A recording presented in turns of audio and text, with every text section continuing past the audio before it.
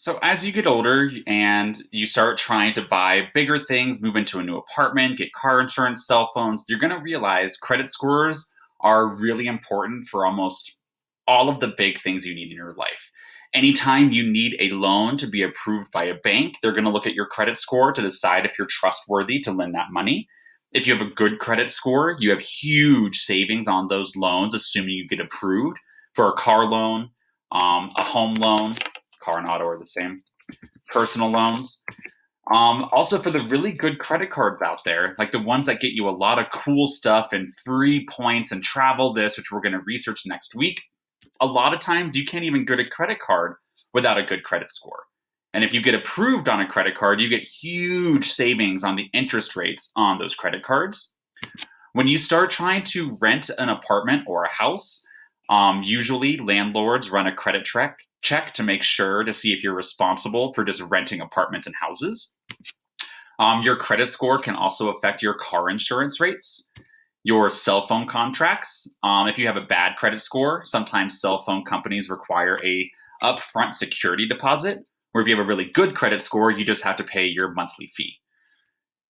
Same thing with utilities. If you have a bad credit score, you have to do security deposits for your water, internet, electricity. If you have good credit, you don't have to do security deposits. You just have to pay what you use that month. If you are starting a business, this is just 9 basic things. This is not, the list goes on, but these are 9 of the more important things that you'll want to see.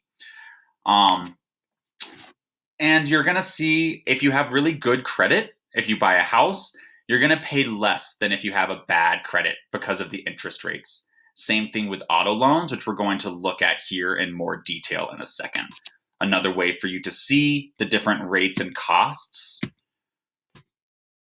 And here are the items, guys, that go into your credit score. And you guys are going to do a little activity here in a second where you're going to analyze 3 different people's financial lives to see what their credit score would be. So 10% of your credit score is if you're getting new credit, which we're not going to talk about that much. 15% is the length of your credit history.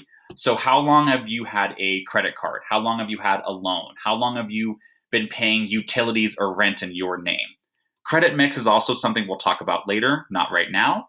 This is the biggest one we're going to be talking about. 35% of your credit score is your payment history. Do you pay all of your bills on time? Have you ever been late paying a required credit card bill or rent or utility?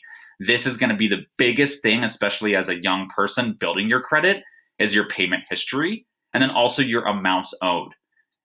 Just because you have a credit card and stuff like that doesn't mean you should use all of it.